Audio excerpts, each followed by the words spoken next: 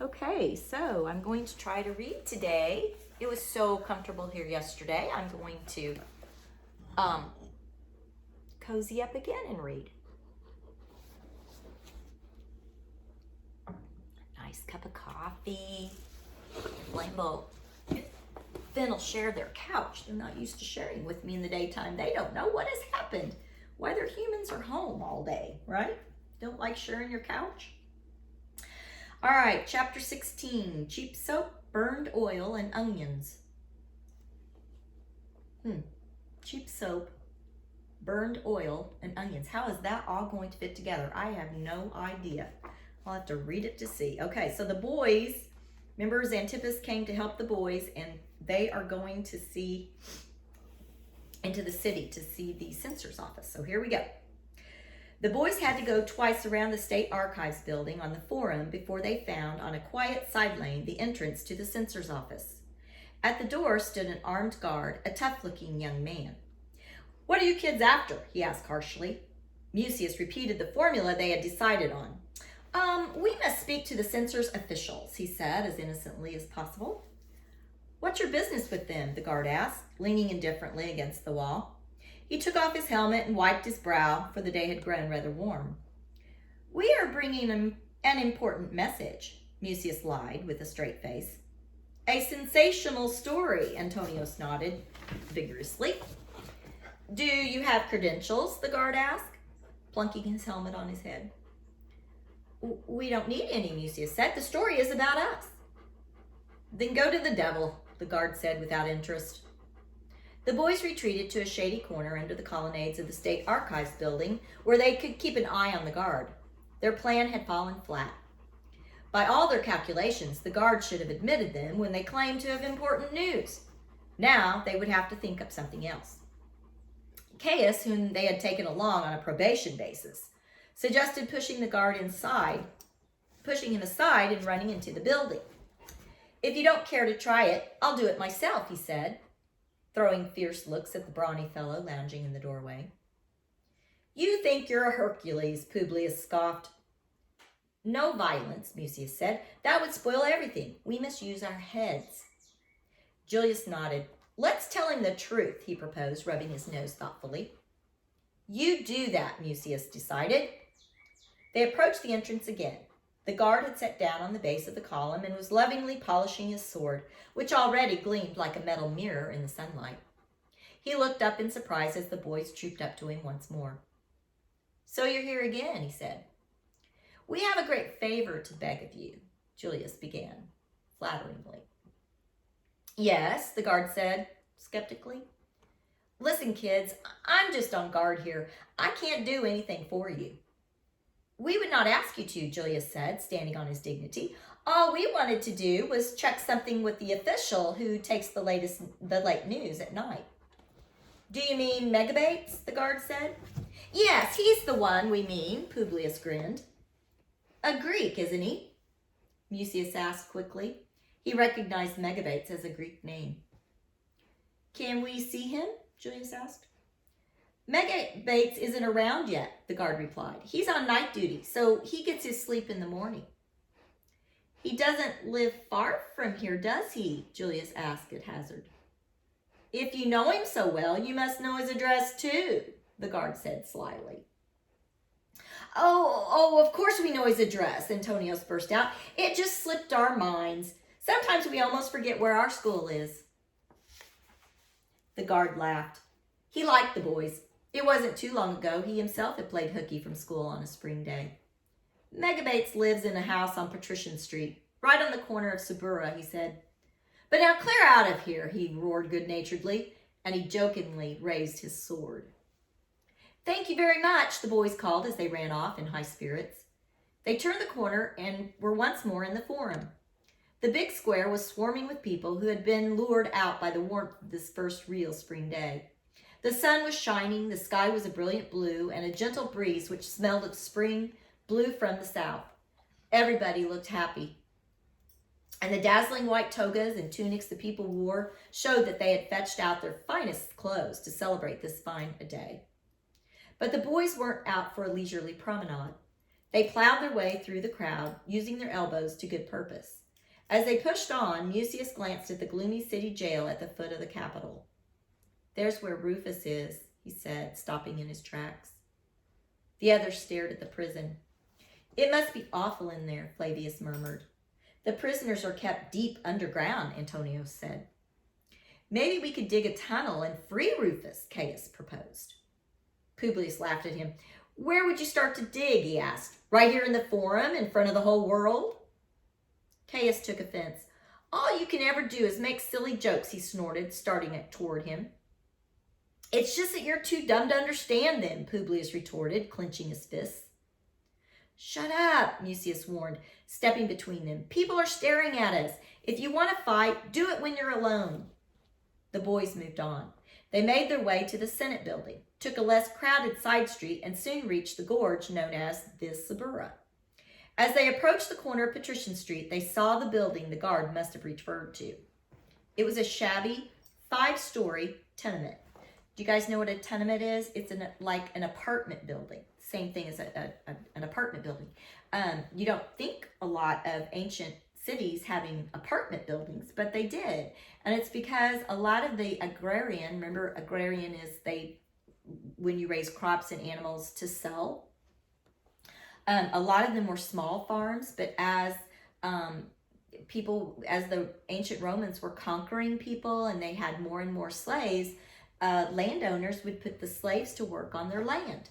So the land was worked by these slaves. So when they brought their food into market, they could sell their food cheaply because they weren't paying for people to work the land because they had the slaves do it for free.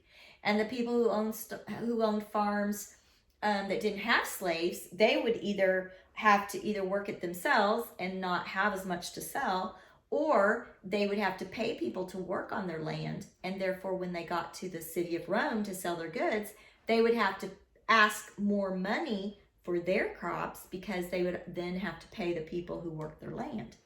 So in time, the wealthy landowners who had lots of slaves could sell their food cheaper, so that's the food that people would buy. So a lot of the small landowners couldn't afford to keep their farms because they couldn't afford to sell their crops as low as the other landowners. So they would sell their land and move into the city. And so they were not wealthy. They didn't have the big villas and estates like the patricians did. They would have smaller places. And there were so many of these people who were moving into the city that the city, instead of growing out, the city grew up. And they would have these apartment buildings. Therefore, that's where apartment buildings came from. Who knew they had them in ancient Rome, right? So they had apartment buildings. In the book, they call them tenement buildings. Same thing. You have lots of people living in one spot. Okay. So they came to this tenement building. The lower story consisted entirely of wretched little stores, mere niches in the building, with goods spread out on the sidewalk. On the corner was a barber's booth. The barber was standing in the street cutting a customer's hair with an enormous pair of shears. The man sat submissively on a stool, and a group of street boys stood around, following the proceedings with interest. Next door, there was a butcher shop. The meat hung on big hooks set into the wall. Then came a booth with a goat's head carved in stone above the entrance, indicating that this was where milk was sold. After that came a laundry, a vegetable shop, and a dirty tavern. The boys wondered how to get into the building since they saw no entrance. Finally, Mucius asked the barber where the door was. "Around the back," the barber said, jerking his shears over his shoulder toward Patrician Street. At the corner of the building, the boys struck a narrow, well-trodden path, evidently much used by the rightful inhabitants of the place. This path led into the backyard, and from there the tenement did not look quite so ugly as from the front. Along all the stories ran roofed galleries from which, at intervals, tiny open balconies projected. Assorted potted plants set forth vines and greenery, which jutted and trailed over the railings of the balconies. Wooden steps led from the yard up to the galleries. The yard itself was paved with large flagstones, and there was a fountain in the center of it. Off to one side, 3 small girls were jumping rope. They stopped playing when the well-dressed boys came in and gaped in wonder. The boys strolled toward the building and took the staircase, whose steps were worn smooth by much traffic. "I'll bet nothing but criminals live here," Antonio said. "You're letting your imagination run away again," Julius said. "This is the kind of place where craftsmen, shopkeepers, and freed slaves live. The majority of them are Greeks and Arabs. They are not criminals." This was the first time the boys had ever entered a tenement house, and they felt like explorers. On the lowest gallery, they stopped in confusion. A number of doorways, covered only by curtains, led to the interior of the building. From behind these curtains, they could hear all sorts of noises: dishes rattling, children whining, shrill women's and hoarse men's voices quarreling. Dogs were barking, and somewhere a young man was crooning a sentimental song. There was a smell of cheap soap, burned oil, and onions. There's our chapter title, The Apartment House. "I feel sick to my stomach," Flavius murmured. "No backing down now," Mucius said. "We'll never find Megabates in this hive," Flavius said. "We'll have to ask," Mucius said, and boldly pulled aside the nearest curtain. They found themselves looking into a tiny kitchen. A sturdy woman was standing over a steaming trough, scrubbing clothes on a wooden board. She looked up, her face flushed with heat and annoyance, and shouted, "Get out of here, you rascals!" The boys hastily withdrew. A little man clad in rags came along the galley toward them, walking unsteadily. The boys approached him. "Where does Megabates live?" they asked. The man chuckled and started to babble at great length. The boys did not understand so much as a syllable of his speech. He smelled strongly of wine, which made them uneasy. But he seemed eager to be of help, for he went on chattering and pointing upward with a dirty finger.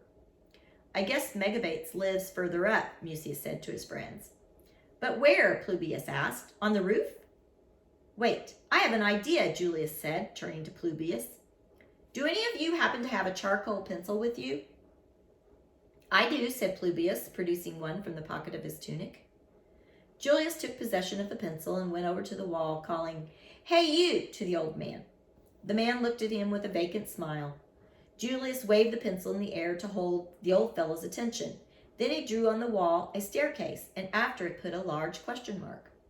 The old man realized what Julius wanted, took the pencil from him, and made 5 long dashes beside the question mark. Under these he placed 3 small dashes. Then he pocketed the pencil and reeled off down the stairs. The boys saw him staggering across the yard, heading for the tavern. "My pencil!" Publius protested. "Let him keep the pencil," Mucius said. "The old boy has done us a service." "How come?" Cassius wanted to know. "What are those marks supposed to mean?" The others laughed at his slowness. "Megabates lives on the 5th floor, you idiot," Julius exclaimed. "But what are the 3 small dashes for?" Flavius asked. "Maybe the 3rd door," Mucius said hopefully. He had guessed right, for now they noticed that all the doorways were numbered. They climbed the wooden steps to the 5th gallery, where they stopped in front of the door marked 3. Mucius pounded his fist against the curtain, but this action produced no sound at all, merely a dense cloud of dust. Then he called out, "Does Megabates live here?" Whereupon a cross voice replied, "Come in." "I don't think we need to take off our sandals here," Mucius whispered to the others as he entered. Apparently, the newspaperman's job was not very highly paid. Megabates' apartment consisted of a single, poorly furnished, windowless room. In one corner was a small, open fireplace in which a fire was burning. In the other corner, a straw pallet lay on the floor, probably the bed. Along the walls were nails from which hung clothing and blankets. Megabates was seated at the table with a steaming bowl of peas and sausage, which he was eating slowly. Beside the bowl lay a large piece of bread and a broad-bladed, dagger-like knife. The censor's official was a rather pinched-looking elderly man whose pointed gray beard reminded the boys of Xanthippus. He went right on with his meal. Finally, he growled with foul mouth, "Who are you?" "Are you Megabates?" Mucius asked. "What do you want?" "We have something very important to discuss with you," Mucius said.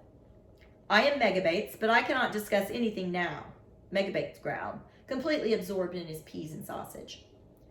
"Forgive us for disturbing you, but we are in a great hurry," Mucius apologized. "I'm in a hurry too," Megabates said. "I must get to my office. Come back tomorrow." This seemed to settle the affair as far as he was concerned, for with his fingers he lifted another chunk of sausage to his mouth. Mucius did not give up. "We only wanted to know whether you received the news reports night before last at the censor's office," he said. "I did," Megabates said indistinctly, his mouth full. "What concern is it of yours?" "We should like to know who the courier was who brought the item about the desecration of the temple," Mucius said. "That's confidential information," Megabates said curtly. He sharpened the knife on the edge of the bowl and cut himself a thick slice of bread. "Please tell us," Mucius pleaded. "Who are you anyway?" Megabates demanded. "Mucius Marius Domitius." Megabates looked up, startled. "Domitius? Are you by any chance related to His Excellency, the Honorable Tribune Domitius?" "He is my father," Mucius said as modestly as possible. Megabates jumped up, choked down his mouthful of bread, and bowed low. "Forgive me, young sir. Why didn't you say so at once? Has your father sent you?" Mucius nodded. A lie at a time like this didn't really count. After all, his friend's life was at stake. "My father is Senator Vinicius," Caius blurted out. Megabates bowed to him also. Of course, he stammered, confused. "Any information which is my power to give," he agreed eagerly. "Let me think. Night before last, the report on the desecration of the temple. Yes, I remember now. The courier came rather late, around the 4th hour of the night." The boys threw significant glances at one another. Xanthippus had guessed correctly. "He brought a sealed letter," Megabates continued, "with the words 'very urgent' on the outside. I opened the letter and found the report on the desecration of the temple. It was written in shorthand, but it was long, extremely long, and was therefore a great nuisance to us. I personally would have liked to have told the courier to get out." "Why didn't you?" Antonius asked. "Well, how could I do that?" Megabates explained in alarm. "The courier was sent by His Excellency, Ex-Consul Tellus." "Ex-Consul Tellus?" the boys cried in amazement. "Yes," Megabates said, "by Ex-Consul Tellus, in person." Chapter 17, A Certain Guest. Xanthippus was as amazed as the boys when he heard the identity of the man who had sent the courier. Many years ago, Ex-Consul Tellus had been a famous general who defeated the Persians and the Armenians and half a dozen other Oriental tribes. After a number of campaigns, he had returned home a hero, and with the millions he had gained in booty, retired to private life. Since then, his fame had somewhat faded, but he kept some sort of reputation alive by the expensive parties he gave in his huge palace in the gardens of Lucullus. Nevertheless, he was not popular. He was feared for his malicious tongue and for his tremendous influence in social life and politics. He was a close friend of all the highest dignitaries, and it was said that the emperor himself had great faith in Tellus and told him all his plans. Xanthippus sat in his room, surrounded by books, papers, compasses, rulers, and other geometrical instruments. "Tellus," he said, placing his injured leg on a hassock.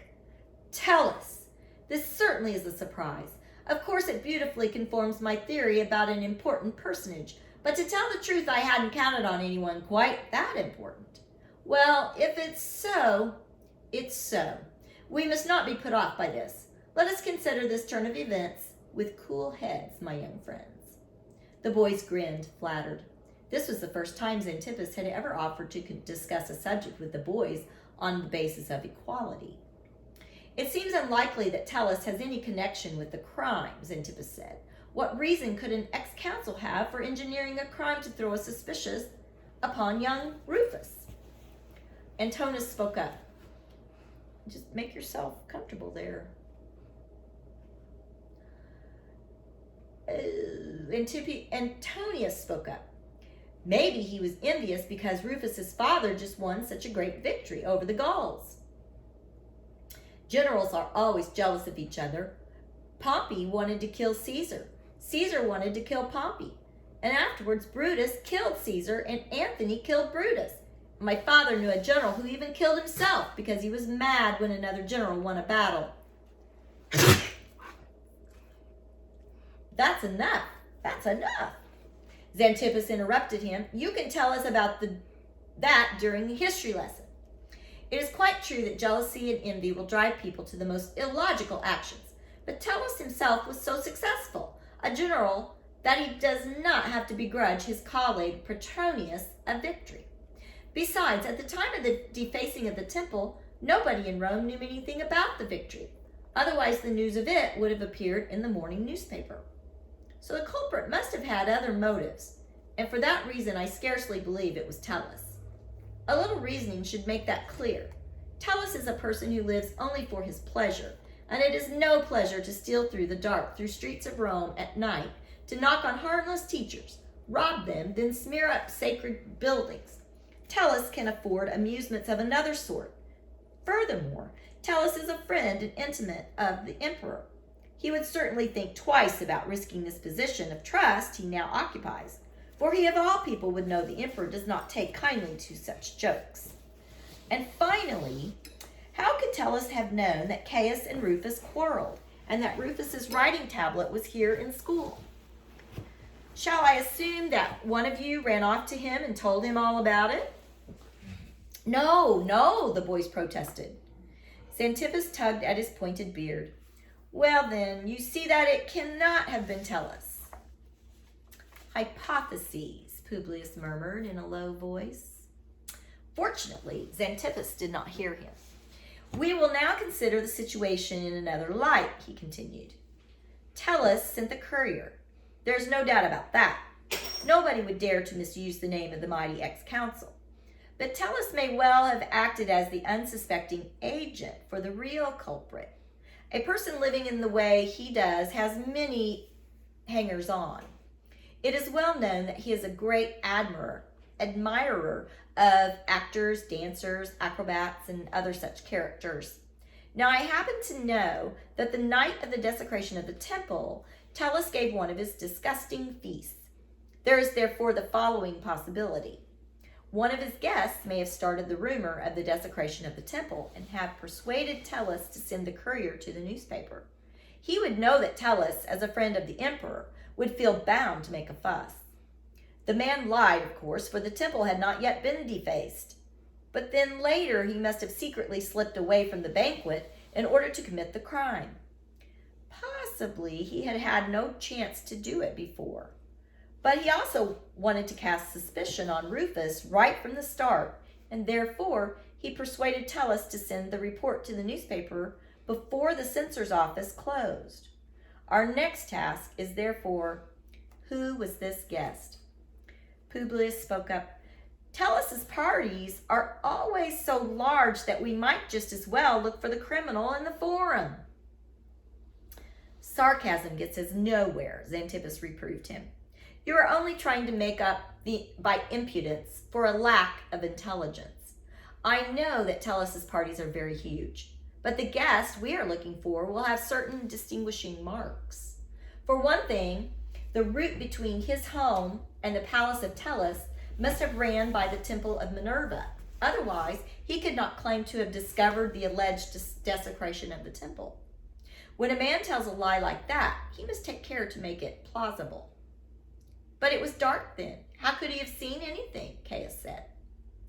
A rich man out at night is accompanied by many slaves with torches and lanterns, Xanthippus said. And Tullus's guests are all rich. Naturally, there was nothing written on the temple at the time he passed, since he did it himself later on. The slaves also saw nothing, but then they probably knew nothing about his lie to ex-consul Tullus. Xanthippus got up and hobbled over to a map of Rome which hung on the wall. Now look, he said, to grasp the significance of this, you must follow me closely. Tullus's palace is over here in the gardens of Lucullus. Tullus's guests are high dignitaries, and almost all of them live near the imperial palace on the Palatine Hill. Their route, as you can see, leads directly across the Forum, past the Capitol, and along Broad Street to the gardens of Lucullus. Nobody would take the foolish roundabout route uphill and down across the Esquiline Hill, especially not at night. Guests who live on the Viminalis or Quirinalis are ruled out at the start, since the Temple of Minerva is in the opposite direction. Therefore, the question narrows down to those who live on the Esquiline Hill itself. But even at that, the Temple of Minerva is so out of the way that only 2 or 3 of them could possibly pass it. We can therefore confine our attention to a very small number of people. Xanthippus went back to his easy chair and sat down. The boys were much impressed by this exposition, but they did not know how to go on from there. What if the guest himself did not do it, but ordered one of his slaves to? Julius suggested. Xanthippus shook his head. That is practically out of the question, he said. You all know the proverb, the most dangerous part of a slave is his tongue. No rich man would entrust a slave with an important secret unless he could not help himself. He would be too afraid of the slave's talking or using blackmail. A rich man has to commit his own crimes if he wants to sleep peacefully. This, too, struck the boys as sound reasoning. But how were they ever going to pin the blame on this mysterious guest for all that Xanthippus had so cleverly narrowed a circle around him? There still were a great many people living in the vicinity of the Temple of Minerva. The boys could not very well go from door to door asking, "Excuse us, please, but are you the man who wrote Caius as a dumbbell on the temple wall?" "Why don't we just go to Tellus and ask him?" Mucius proposed. But Xanthippus was opposed to that. "That wouldn't help us at all, and might even lead to trouble," he said. "Tellus is friends with everybody who counts. He would not want to offend anyone and will therefore answer no questions. Tellus is a politician, and in politics, one hand washes the other." "We won't ever find the man then," Julius said, losing heart. "All we can do is ask the help of gods. We ought to bring them a sacrifice." "Well now, there's no use running to unnecessary expense," Xanthippus countered. "The gods help those who help themselves. For the present, we can try another plan, and I happen to know another fact about Tellus which will be helpful to us. Although Tellus gives the impression of caring for nothing but pleasure, he is really always looking out for his personal future. A politician never knows whether he may not fall into disgrace someday, and at such times it is well to have old friends to depend on. But when things are going badly for a man, old friends have a way of forgetting their friendship. Tellus is cunning. He has a sort of guest book and asks all his guests to sign their names in it. Naturally, each of them feels honored when the rich and famous ex-consul makes such a request. But Tellus's guest book is not just an ordinary scroll, which might be lost or destroyed. It is a white marble wall in the great hall of his palace. Tellus has had a special red paint made, which is not washable, and the guests paint their names on the wall with a brush. Over each list of names is placed the date of the feast at which the guests were present. That is very handy for us, since the name of the guest we are interested in will be under the 20th of March. "But how can we get a look at this guest list?" Mucius asked. "I have a plan in mind," Xanthippus replied, "but it hinges on someone's being able to commit to memory all the names. There may have been 15, 20, or even more guests at this affair. Which of you has a good memory?" "Me," Antonius burst out. "I have a terrific memory. I can remember when I lay in my cradle. It was awful. I couldn't talk yet. All I could say was father and mother. That made me so mad that I cried all the time." "That is not any special feat of memory," Xanthippus said dryly. "I, too, remember lying in my cradle." The boys broke into peals of laughter. There was something irresistibly funny about the idea of Xanthippus's ever having been a baby. "Quiet," Xanthippus snapped. "If you want to laugh, do it at home or in the streets. I will not have laughter in my presence." Julius spoke up. "Antonius really does have a good memory. He only has to read something once, and he knows it by heart." "If that is so, why does he never know his lists of Greek words?" Xanthippus commented. "That's because he never looks at them," Caius murmured. "Are you all of the opinion that Antonius has the best memory among you?" Xanthippus asked. Yes, the boys agreed, Antonius joining the chorus. All right then, Xanthippus said, not very enthusiastically. Then we have no choice. We must send him to tell us. Me? Antonius cried, overwhelmed. You are to take him a letter from me, Xanthippus said.